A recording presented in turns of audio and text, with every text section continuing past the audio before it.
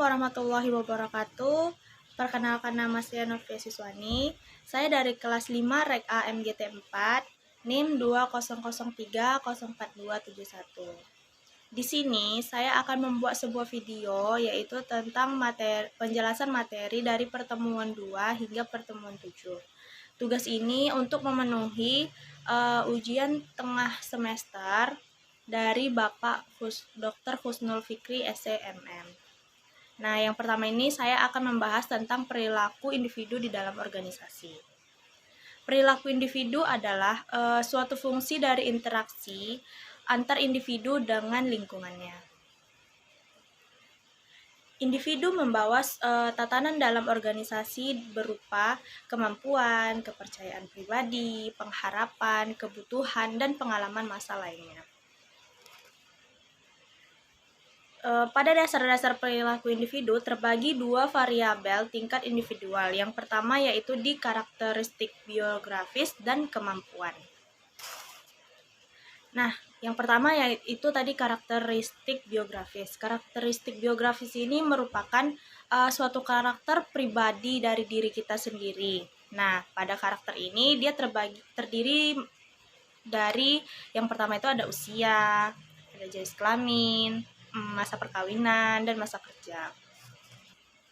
Nah, sedangkan yang kemampuan ini adalah seluruh kemampuan dari seorang individu itu sendiri pada hakikatnya. Nah, itu tuh tersusun dari dua faktor. Yang pertama yaitu faktor kemampuan intelektual dan kemampuan fisik.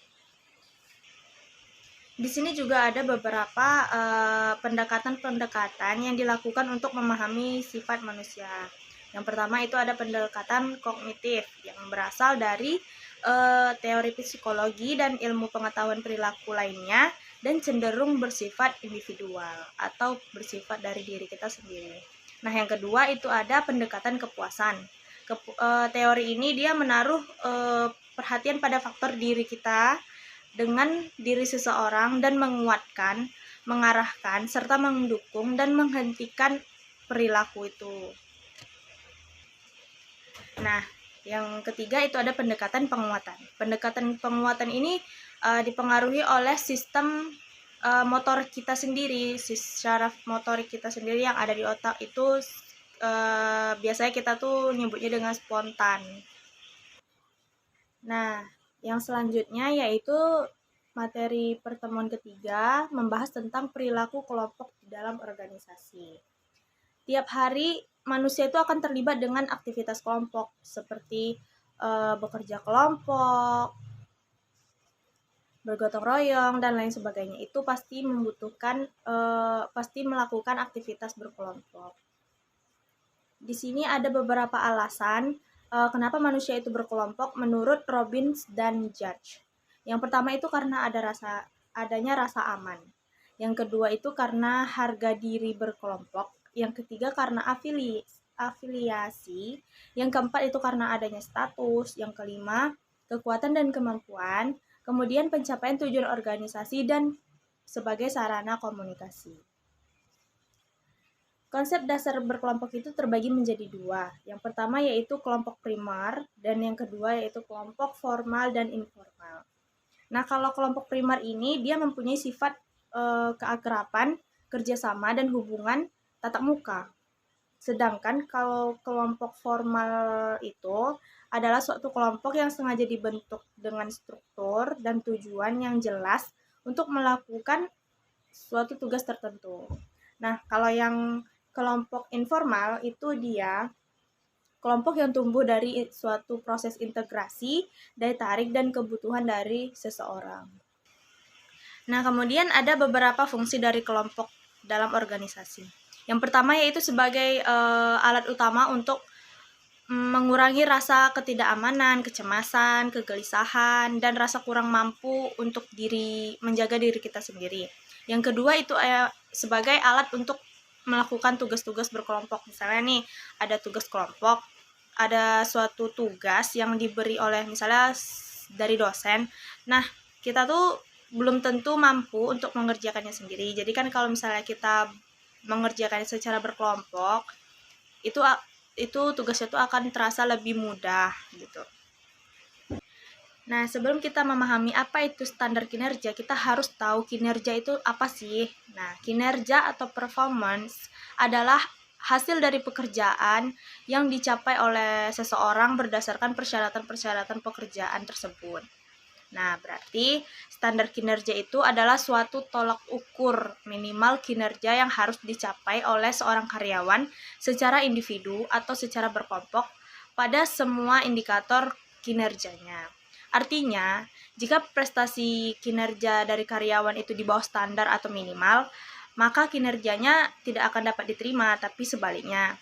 Jika prestasinya berada di atas, maka kinerjanya itu dapat diterima dan merupakan sangat baik.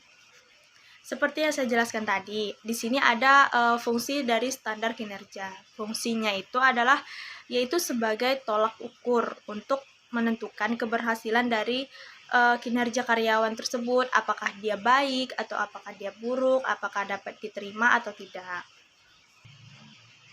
Ada beberapa persyaratan untuk standar kinerja. Yang pertama yaitu adanya hubungan relevansi dengan strategi perusahaan. Yang kedua yaitu memperhatikan pengaruh faktor-faktor di luar kontrol karyawan.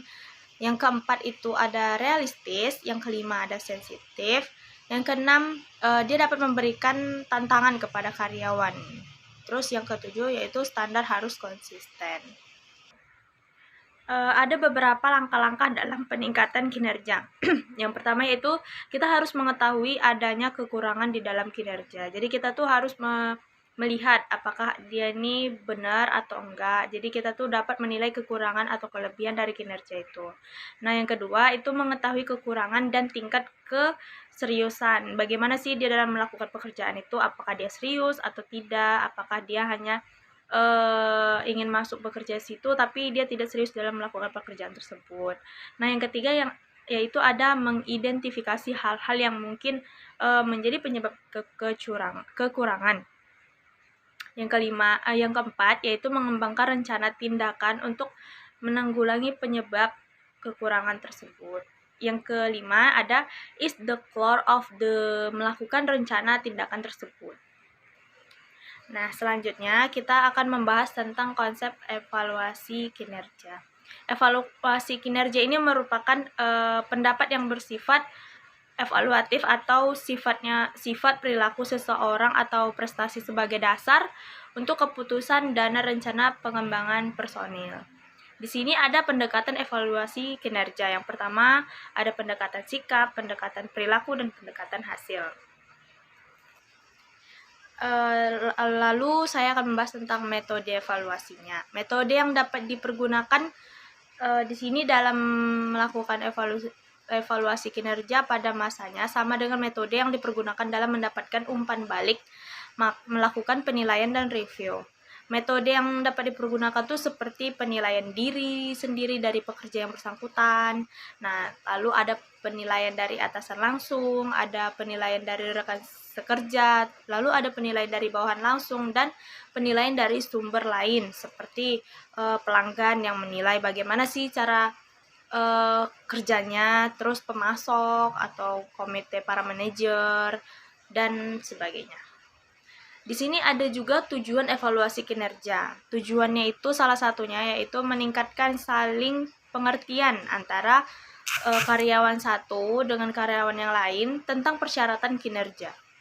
Yang kedua yaitu untuk mencatat dan mengakui hasil kinerja dari seorang karyawan itu. Nah, kita tuh harus melihat dia tuh apakah kinerjanya itu baik atau tidak. Jadi kita tuh harus mengakui hasil dari kinerja seseorang tersebut gitu.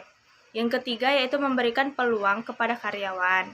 Yang keempat, mendefinisikan atau merumuskan kembali sasaran masa depan. Nah, yang terakhir yaitu memeriksa rencana pelaksanaan dan pengembangannya sesuai dengan kebutuhan perilaku khusus. Nah, materi selanjutnya itu tentang instrumen evaluasi kinerja. Pada pengembangan instrumen, pengumpulan informasi ini mengenai kinerja karyawan dimulai dari penilaian yang mengobservasikan kinerja karyawan yang ternilai dan tercatat di dalam buku kerjanya. Bagaimana sih dia gitu. Terus proses penggunaan dari instrumen evaluasi kinerja nih, dia terdiri dari misalnya nih terdiri dari nama organisasi atau jabatannya apa. Terus ada identifikasi jabatan, itu seperti nama karyawannya siapa, unit kerjanya di mana, jabatannya apa, lalu pangkatnya itu apa. Nah, yang ketiga itu ada identifikasi penilaian. Penilai itu tuh siapa sih yang menilai dia gitu. Terus jabatan dari penilainya itu apa, unit kerjanya tuh dari mana gitu. Nah, kemudian ada masa periode penilaian. Berapa lama sih dia menilai gitu. Terus ada butir-butir indikator kinerja. Lalu ada deskriptor level kinerja. Kemudian ada catatan penilai, tanggapan ternilai atas penilaian, dan terakhir tanda tangan penilai dan ternilai. Di dalam instrumen evaluasi kinerja ini terdapat beberapa skala penilaian. Yang pertama itu ada skala nominal, skala ordinal, interval, dan rasio. Baiklah, sekian yang dapat saya jelaskan pada video kali ini. Apabila saya ada salah kata atau salah dalam penyampaian materi tadi, saya memohon maaf. Wabillahi taufiq wal hidayah. Wassalamualaikum warahmatullahi wabarakatuh.